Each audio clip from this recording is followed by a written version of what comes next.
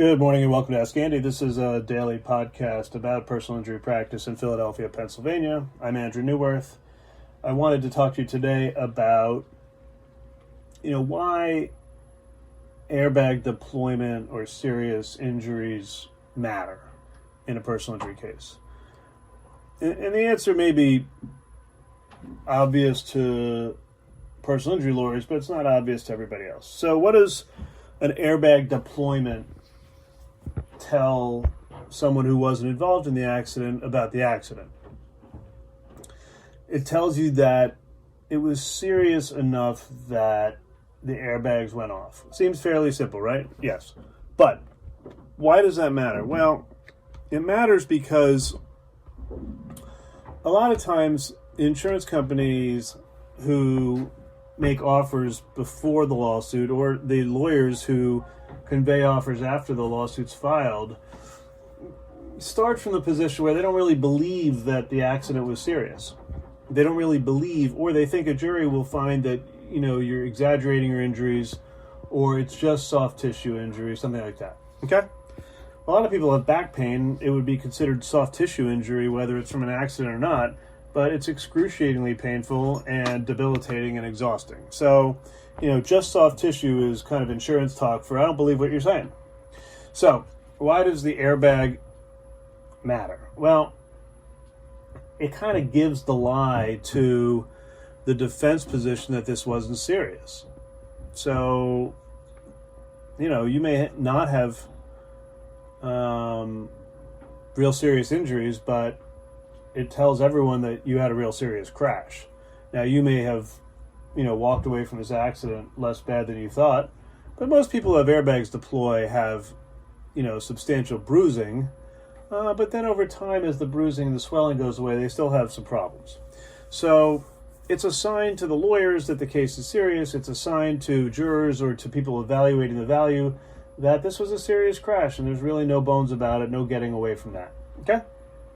So it matters because it takes one of the primary defenses away from defense lawyers or insurance companies.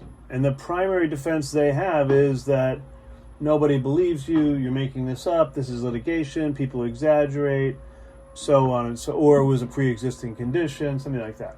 Okay? So, but if, you're rear-ended and slammed into someone, or someone turns left in front of you, which is the most common airbag I see. You're driving along on your way to work, Tuesday morning at 8:40 a.m., doing the speed limit, passing through an intersection. Someone guesses that the lane is clear to cross, and they cross in front of you, and boom, you crush your car, you crush their car, and, your airbags go off. So, the past few times that's happened in my experience, with clients is that they've had a broken sternum or broken collarbone or some other damage. So, look, it's pretty simple. Taking away a defense is the same thing as making your case a lot stronger. Because then what's the insurance company on the other side left with? Nothing. You have airbag deployment, you have wrecked cars, you have someone with likely a serious injury with no prior. Most people aren't walking around with, sternum fractures. They're walking around with back pain maybe, but not sternum fractures. So, look, that's the easy part of the equation. The other thing I wanted to talk about was the impact of the COVID pandemic on how insurance companies evaluate cases. And I think it's kind of amusing in some ways because pre-pandemic, if you missed a month of treatment, because you had childcare issues or you had a new job or you just couldn't get to your primary care or your physical therapy, the insurance company would make a huge deal out of that. And they'd say, oh, there was a break off in care. You're fully cured and now you're just, going back to get care because your lawyer told you to.